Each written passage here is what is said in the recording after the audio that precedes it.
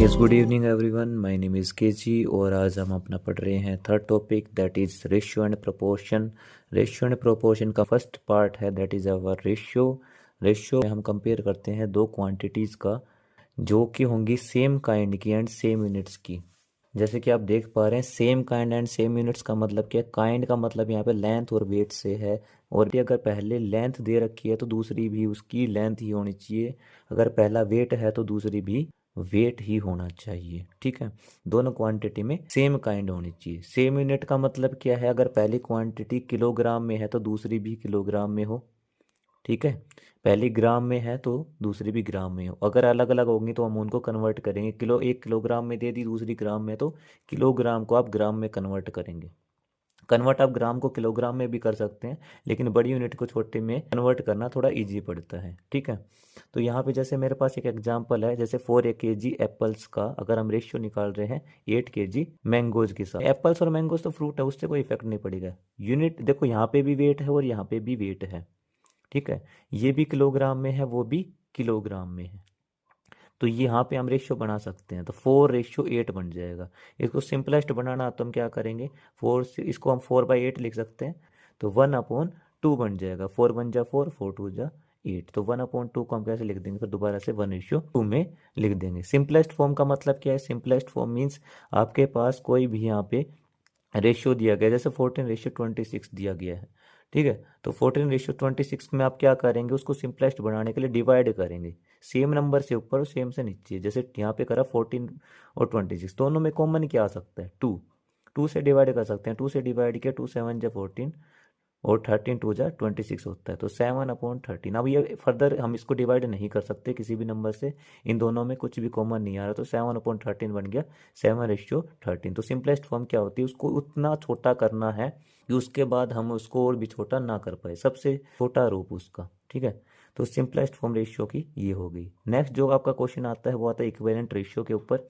Equivalent ratios क्या होते हैं, देखिए जैसे 2/3 के हमें इक्विवेलेंट रेशियो निकालने हैं, तो आप ऊपर न्यूमरेटर देख रहे हो, आप नीचे डिनोमिनेटर्स देख रहे हो। तो आप फ्रैक्शन वाला टॉपिक याद हो आपको, 2/3 को कैसे कन्वर्ट करते थे, 4/6, यानी 2 की मल्टीप्लाई ऊपर 2 से, तो 4, 3 की 2 से करेंगे तो 6। शॉर्ट वे में कहूँ तो टेबल लिखते चले जाओ, 2 2 जा 4, 2 3 जा 6, 2 4 जा 8, तो ऐसे नीचे 3 2 जा 6, 3 3 जा 9, 3 4 जा 12। रेशियो में आप किस तरीके से लिख सकते हैं, देखिए जैसे यहाँ पे 2:3 है आपके पास। ठीक है, तो 2:3 के इक्विवेलेंट रेशियो क्या क्या हो जाएंगे, 4:6, 6:9, 8:12, और फर्दर आप इसको आगे बढ़ाते चले जाएंगे। ठीक है, नेक्स्ट बढ़ते हैं हम डिस्ट्रीब्यूशन। डिस्ट्रीब्यूशन में क्या है, डिस्ट्रीब्यूशन मीन्स किसी भी अमाउंट को डिस्ट्रीब्यूट रेशियो में किस तरीके से करते हैं। तो यहाँ पे जैसे मेरे पास एक एग्जांपल है कि अगर हम 500 को, 500 is distributed in the ratio 2:3, 500 को मैंने डिस्ट्रीब्यूट कर दिया 2:3 में, तो मुझे ये बताइए शेयर ऑफ ईच क्या होगा। वहाँ पे आप देख रहे हो कि सम ऑफ पार्ट्स, टोटल पार्ट्स कितने हो गए, 5 पार्ट। ठीक है, रेशियो हमारा 2:3 है, तो शेयर ऑफ 2 निकालेंगे। शेयर ऑफ 2 कैसे निकालेंगे, 2 को ऊपर रखो, जिसका भी शेयर निकालना होता है उसको ऊपर रखते हैं, टोटल पार्ट्स यानी सम ऑफ पार्ट्स को नीचे रखते हैं। ठीक है, और मल्टीप्लाई में वो अमाउंट या वो नंबर जिसको हम डिस्ट्रीब्यूट कर रहे हैं। हम यहाँ पे 500 को डिस्ट्रीब्यूट कर रहे हैं, तो 500 हमने यहाँ रख दिया। 5 से इसको डिवाइड करेंगे, डिवाइड करेंगे तो क्या आ जाएगा, 2 × 100 हो गया हमारे पास 200। नेक्स्ट ले चलते हैं शेयर ऑफ 3। शेयर ऑफ 3 में क्या करेंगे, तो 3 ऊपर सेम एज इट इज, और नीचे यहाँ पे सम ऑफ पार्ट्स 5 और मल्टीप्लाई में 500, 5 से डिवाइड करें सिमिलरली 300 हो जाएगा। ठीक है, रेशियो एंड प्रोपोर्शन में दो टाइप के क्वेश्चंस ज़्यादातर पूछे जाते हैं, इक्विवेलेंट रेशियो के पूछे जाते हैं, डिस्ट्रीब्यूशन के पूछे जाते हैं, या फिर इसको सिंपलेस्ट फॉर्म वगैरह में निकलवा लिया जाता है। ज़्यादातर मैंने डिस्ट्रीब्यूशन का क्वेश्चन देखा है पेपर में। प्रोपोर्शन की बात करते हैं। प्रोपोर्शन में क्या होता है, प्रोपोर्शन में हम इक्वेट करते हैं दो रेशियोज को। इक्वेट करना मतलब इक्वल दिखाना। जैसे मान लीजिए मेरे पास एक रेशियो ए रेशियो भी है और दूसरा सी रेशियो डी है, तो मैंने इन दोनों को इक्वल दिखा दिया। तो इक्वल दिखाते हैं तो इक्वल टू की जगह यहाँ पे क्या साइन आ जाता है हमारा, प्रोपोर्शनलिटी का। ये 4 बिंदु जो आप देख रहे हैं, 4 डॉट जो देख रहे हैं, इसको हम बोलते हैं साइन ऑफ प्रोपोर्शनलिटी। ठीक है, तो इसका मतलब क्या होता है कि ये दो रेशियो इक्वल है। अब रेशियो को हम कैसे लिख सकते हैं, ए अपॉन बी। सी रेशियो डी को क्या लिख सकता हूँ, सी अपॉन डी, यहाँ से उठाया मैंने। ठीक है, अब मान लीजिए, अब देखो आगे मैं आपको एक चीज़ बताता हूँ कि ए रेशियो बी अगर सी रेशियो डी के इक्वल है, तो यहाँ पे बी और सी है अंदर की टर्म्स, तो अंदर की जो टर्म्स है सेकंड और थर्ड टर्म, इसको हम बोलते हैं मीन्स। और बाहर की जो टर्म है, जैसे आप देख रहे हो ए और डी, ए और डी ये बाहर के टर्म्स, इनको बोलते हैं हम एक्सट्रीम्स बोलते हैं। ठीक है, मीन्स और एक्सट्रीम्स, अंदर की टर्म मीन्स और बाहर की एक्सट्रीम्स।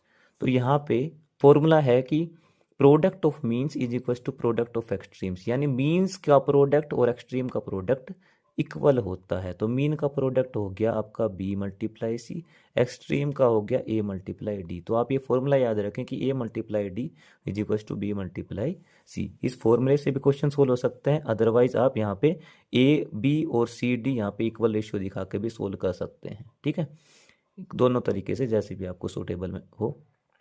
एग्जाम्पल्स किस तरीके से क्वेश्चन आते हैं, मान लीजिए आपको क्वेश्चन दे दिए कि if 3, 4, 9 and x are in proportion, ये चार नंबर अगर प्रोपोर्शन में है तो आप x की वैल्यू निकालिए। या फिर आपको कह दिया कि चार नंबर अगर प्रोपोर्शन में तो फोर्थ प्रोपोर्शन निकालिए, फोर्थ प्रोपोर्शनल निकालिए। तो ये चार नंबर प्रोपोर्शन में है तो इनको नंबर वाइज लिख दीजिए, 3:4 प्रोपोर्शनल टू 9:x। अब मैंने आपको ऊपर समझाया कि प्रोडक्ट ऑफ एक्सट्रीम और प्रोडक्ट ऑफ मीन इक्वल होता है। तो 3 मल्टीप्लाई एक्स, डी की जगह यहाँ पे x है, ए की जगह 3 है, इज इक्वल्स टू 4 मल्टीप्लाई 9। ठीक है, तो यहाँ पे क्या करेंगे, 3 मल्टीप्लाई एक्स 4 मल्टीप्लाई 9 है, तो 3 यहाँ पे मल्टीप्लाई था उधर डिवाइड में चला जाएगा, 3 से कैंसिल आउट कर देंगे, 4 3 जा हो गया 12, यानी x की वैल्यू होगी 12। तो यहाँ पे वैल्यू क्या आएगी 12। अब यहाँ पे आप चेक भी कर पा रहे हैं, 3/4 इज इक्वल टू 9/12 इक्विवेलेंट बन रहा है। ठीक है, सेकेंडली जो क्वेश्चन ज़्यादातर पूछा जाता है वो पूछा जाता है आपका मीन प्रोपोर्शन से। अब ये मीन प्रोपोर्शन क्या है, ध्यान से देखिए। जैसे मेरे पास यहाँ पे दिया गया if A B C are in proportion, अगर ए बी सी तीनों प्रोपोर्शन में है देन आपको मीन प्रोपोर्शन निकालना है। तो मीन प्रोपोर्शन आप कैसे निकालेंगे, A ratio B is proportional to B ratio C. Mean proportion का मतलब ये होता है कि अंदर वाले जो मीन्स थे हमारे वो दोनों सेम हो जाएंगे, तो मीन प्रोपोर्शन। नहीं तो तीन नंबर कभी प्रोपोर्शन में हो ही नहीं सकते, है ना। तो यहाँ पे ये दोनों सेम हो जाएंगे, तो हम वही फॉर्मूला लगाएंगे, प्रोडक्ट ऑफ मीन्स यानी B multiply B is equals to A multiply C. ये ए बाहर वाली टर्म, ये भी बाहर वाली, ये दोनों की मल्टीप्लाई और अंदर वाले की। तो यहाँ पे हो जाएगा B square is equals to A C. तो बी की वैल्यू आ गई आपकी रूट ऑफ ए सी। ठीक है, इस तरीके का क्वेश्चन ए बी सी की जगह कोई भी वैल्यू आपको दे दी जाए तो B is equal to A सी से आप निकाल सकते हैं।